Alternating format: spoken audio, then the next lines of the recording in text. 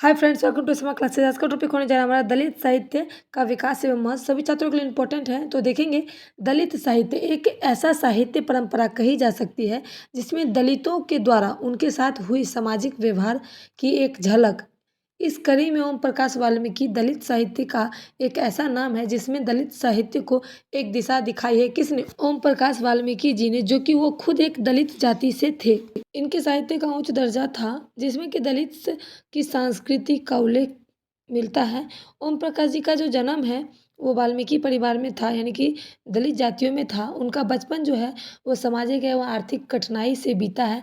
उनके आरंभिक जीवन में उन्होंने जो भी आर्थिक समस्याएं, मानसिक और शारीरिक कष्ट झेला है, उन पर उनका दलित के बारे में उन्होंने लिखा है। दलित साहित्य में अपनी आत्मकथा का विस्तार रूप से वर्णन करा है। जैसे कि जूठन जूठन किनकी कथा? एक आत्मकथा है और ये ओम प्रकाश वाल्मीकि जी ने 80 के दशक में लिखा था।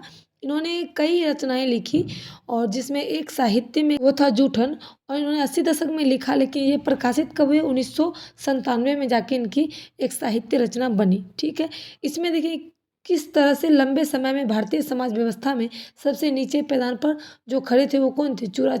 चूरा चूहार जाति जो थे वो आते थे, जिनका नाम जो है वो वाल्मीकि रखा गया। उनकी जाति का नाम वाल्मीकि रखा गया। इन्होंने जो देखा है और सुना है वाल्मीकि जी ने अपने साथ में, ओम प्रकाश वाल्मीकि जी ने, उन्होंने अपने जीवन के बारे में विस्तार रूप से लिखा है। दरअसल दलित चेतना का निर्माण जो है वो दहकता हुआ दस्तावेज है।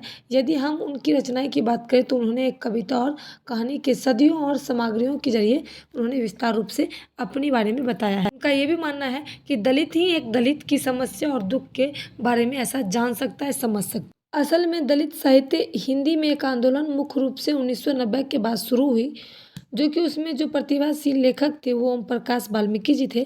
सबसे आगे इनको ही रखा गया कि इन्होंने अच्छी जो है साहित्य बनाई, अच्छी कहानी बनाई और सबको ज़्यादा पसंद आया, इसलिए इनका साहित्य बना दलित साहित्य। ठीक है, इनकी गुणवत्ता के कारण इनका मुख्य धारा समांतर रूप से स्थापित हुआ और इन्हें स्वीकार भी किया गया। इनकी जो 25 से 50 रचनाएं इन्होंने पहले भी लिखी थी, जो कि आप शायद जानते होंगे या नहीं भी जानते होंगे। ठीक है, देखेंगे दलित साहित्य का अधिकतर हिस्सा वाचिक और मौखिक है, यानी कि लिखा हुआ और मौखिक है। इसमें से मतलब लिखा हुआ नहीं, मतलब बोला हुआ और सुना हुआ, यानी कि मौखिक है, जिसे लिखने की विरह खुद दलित लेखकों ने उठाई है, जो कि दलित जाति से थे, उन्होंने ही इसे लिखने की जिम्मा उठाई थी।